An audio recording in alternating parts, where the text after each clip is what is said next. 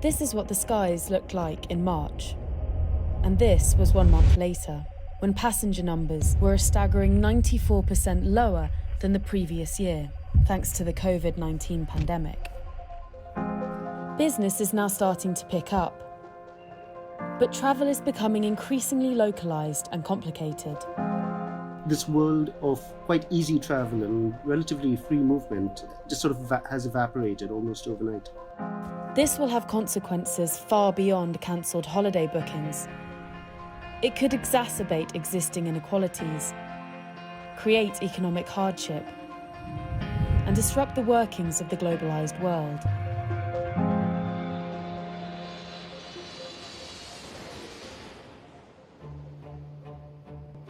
The tourism industry is enormous. Every year, international holidaymakers spend $1.6 trillion. That's more than Spain's GDP. Or at least they did before the coronavirus pandemic. The CDC just told everyone, do not travel. Postpone or cancel all non-essential travel. In April 2020, planes carried just 31 million passengers around the world, the sort of passenger levels last seen in the late 1970s. In April this year, 200,000 passengers went through Heathrow Airport in London, which is fewer than would go through on any single day in a normal month. IATA, the airline trade body, has said flights will not return to pre-pandemic levels for several years. In China, flights are now just 21% below normal levels, while in America, air traffic began to pick up in May, but remains 57% below normal. And in much of Europe, flight numbers are still around 75% lower than the same time last year. And while passenger numbers are creeping up, some areas, like business travel, may never recover.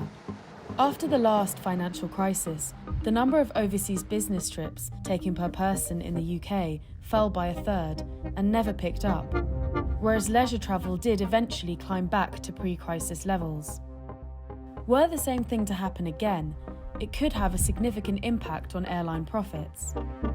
Business travelers actually subsidize leisure travelers. Your £250 transatlantic fare in the back of the plane is possible because somebody at the front of the plane is paying $800 or $1,500. Airlines are already struggling. Virgin Atlantic has announced plans to cut more than 3,000 jobs in the UK. Air Canada lost more than $1 billion in the first quarter. In March, IATA warned that without government aid, just 30 of the world's 700 or so airlines would make it through the pandemic. The airlines that survive will determine the competition and prices on certain routes. Some airlines are in pretty good financial shape. Within Europe, there remains a lot of competition.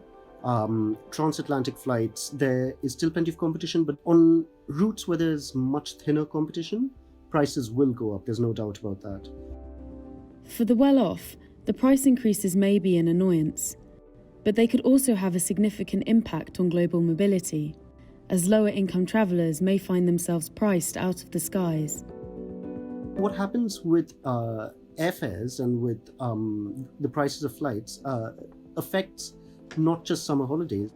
Migrants have parents or spouses in one country and work in another. And for all of these people, it is quite important that they continue to be able to go home. In June, 189 countries had imposed some form of travel restriction, ranging from measures like quarantine to border closures. And governments are desperate to open up travel as quickly as possible. The government is to make it easier for British holidaymakers to travel to much of Europe this summer. Though these arrangements may help tourists, they could also create an increasingly inequitable system. The British government is working to allow Brits to go off on holiday to, say, Spain or France and come back without the need for quarantine. But that doesn't take into account the fact that someone may have a partner in America, parents in Nigeria, or siblings in Pakistan, and they won't be able to go see people who are very, very important to them. The risk is that we end up with a very uneven and possibly unfair system. The relatively free movement enjoyed by many tourists is a modern phenomenon that has played an increasingly important role in globalization and domestic economies. Take China. For around 30 years until the end of the 1970s, travel to and from China was heavily restricted. But today, China sends more tourists abroad than any other country. And they spend more money. In 2018, Chinese tourists spent over $270 billion overseas, almost double that spent by Americans. And the limitations on travel caused by the pandemic could have a knock-on effect on global cooperation and economic growth. The worry is that these restrictions persist in the long term and then become entangled in all sorts of other things, such as reciprocity, trade negotiations, any sort of geopolitical dispute between countries. And so we return to sort of mid-20th century world of closed borders, lots of restrictions and paperwork, and just less interchange between countries. Faced with an ever-changing array of travel restrictions, many travellers are looking closer to home for their holidays. In May, 80% of total reservations on Airbnb were made domestically, and between January and April, foreign searches for summer holiday accommodation in Spain fell by as much as 94%. The rise in localised travel could be good news for the environment. In 2018, carbon dioxide emissions from commercial flights accounted for 2.4% of global fossil fuel emissions. The answer to this quandary is not to stop people from flying. Rather, it's to make planes more efficient and to focus on innovation in the industry. The COVID-19 pandemic will dramatically affect the way in which people move around the world. But rather than driving economic growth, as the travel industry has in the past, new restrictions could affect globalization, sowing division and increasing inequality.